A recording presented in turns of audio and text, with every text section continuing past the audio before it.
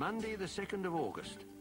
Animation director Alan and producer Marion are travelling to Scotland to meet Harry Horse, award-winning author of The Last Polar Bears, one of a series of books about Roo the dog.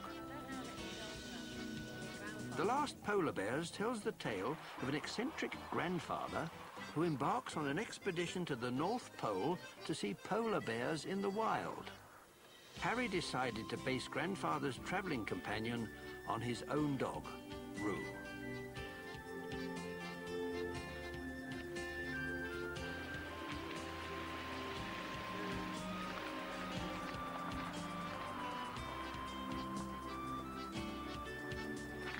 Hi, Alan.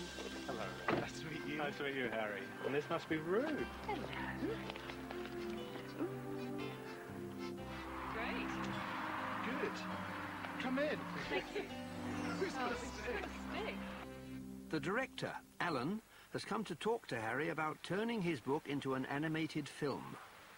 Can you tell us a little bit about Roo? Because she's different than she is in the book.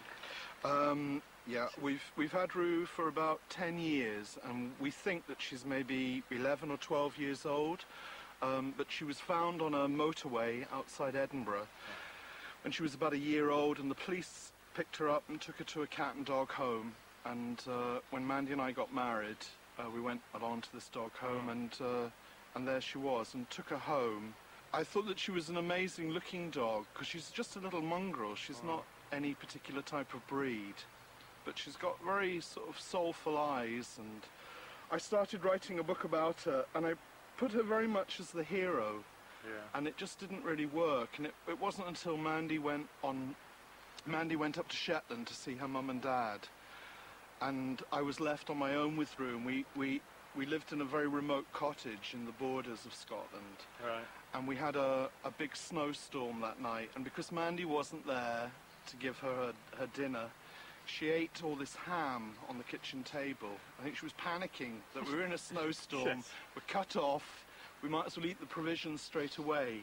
It really was fortuitous that in just one night I was able to write this story, and obviously I didn't finish it in that night, Yeah. but I got the whole bones of it down, and I was writing sort of feverishly till sort of 4 o'clock in the morning.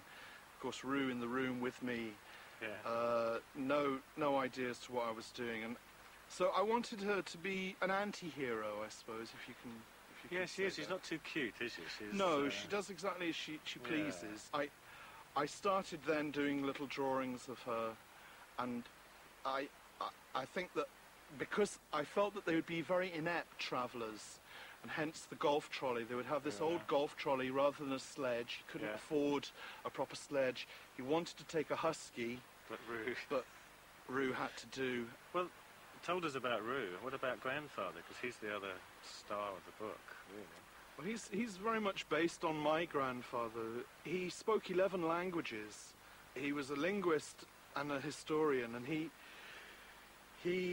when I was very small, he certainly encouraged me to speak French, and he taught me to love books, and is therefore probably the biggest influence in my life. And because of him, I've chosen this as a career. So in characters, he's similar to the character in the book. Was he an adventurer? Or Yes, he was an adventurer. He travelled extensively around the world, and he also wrote a lot of letters back to his mother. Oh, right. And daily he would write postcards and letters back. Fantastic. But his character is he was a very gentle man. What about the other characters? Because you've got Grogmans and Jackson. Jackson is a friend of mine, Alan Jackson, a poet. Wow. And Well, it would be drawings good of because him. we'll have to have Jackson in the film as well. So we'll have to do a caricature, or if there's anything you can send us as reference for. I've done lots of Jackson. drawings of Jackson. Oh, great. So Yeah. One of the things is the penguins. yeah. You're keen that we should keep the penguins in. I am, although there aren't any penguins in the North Pole, as has been pointed out to me. A 7-year-old boy wrote to me in a very scientific manner, pointing out that there were no penguins in the North Pole. Yeah. And I think that grandfather was mistaken. It was a mistake, but then I don't think there are wolves in the North Pole either. Well, obviously it's going to be slightly different from the book, but we'll keep the wolves in. We'll keep as much as we can in. Starts here, and it goes through over to here. Okay, we've overlapped How many it. weeks is that? 16 weeks. Wednesday, the 4th of August. Back in London, the production team begin to plan and schedule the animation. Ink and paint. We start... Everything must be planned to the minutest detail, because over the next 10 months, more than 85 different people will be involved in bringing Rue's story to life. Meanwhile, back in Scotland, Rue and Harry and Mandy will have to wait almost a year before they see the finished film.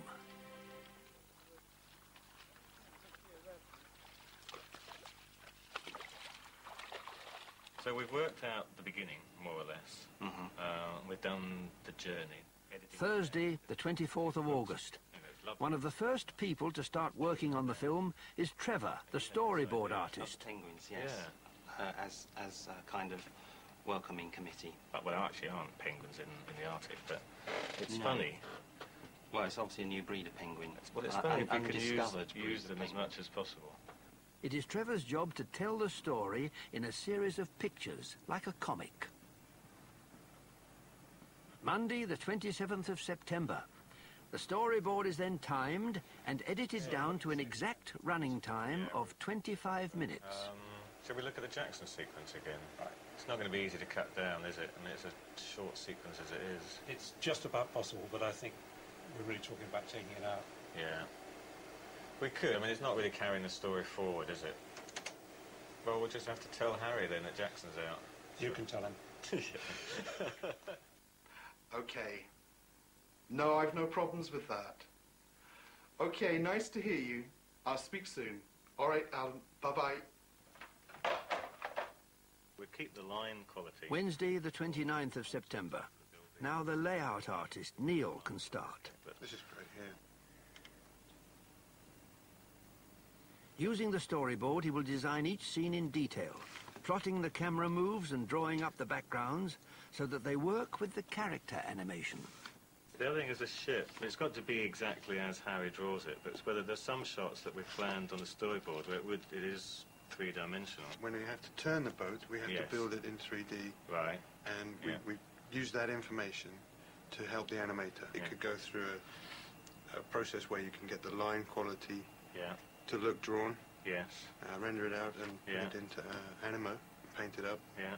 So we'd do all the other elements would be drawn, like the sea. Yep. And any effects. Yeah, all the smoke, Yeah. waves, this little rope. Get all the fine details in there.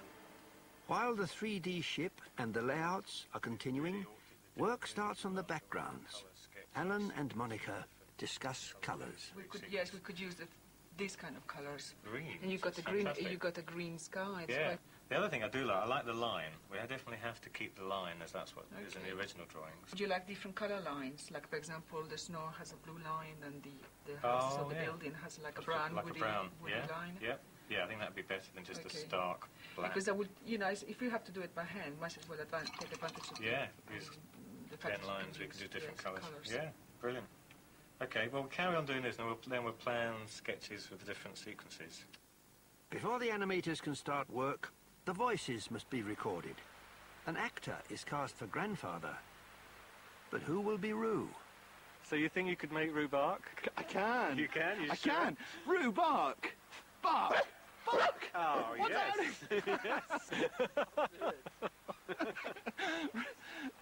And what about Grandfather? What sort of voice do you think we should have? His character is he was a very gentle man, and but he was a very old-fashioned Englishman. So he had that way of doing things the correct way. And you'll notice in the book that a lot of the time he's quite annoyed with Rue because she doesn't actually, she's not behaving herself.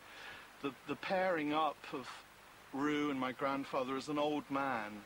Right. Under sort of dire conditions, under snowstorms, that they would be a good pair together. Award-winning actor Sir Nigel Hawthorne was chosen for the voice of Grandfather, and Rue came to London to join him at the recording studio.